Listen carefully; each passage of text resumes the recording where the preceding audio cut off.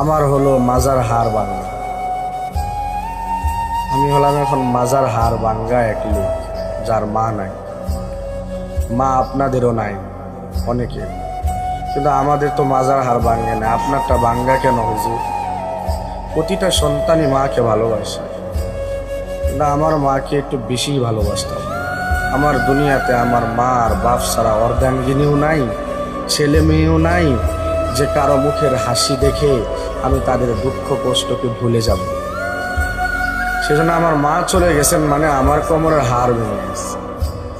এই কোমরের হাড় দিয়ে মেশাল দিলাম এই জন্য যে ডাক্তারকে 3 বার দেখাইছি এই 15 দিনে। ডাক্তার 3 বারই বলছেন যে আমি মানসিক রোগী হয়ে গেছি।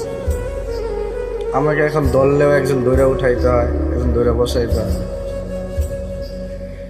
তারপরেও মানুষের আবদার, প্রতিদিনের মাহফিল আমাদের চালায় যাইতে হয়।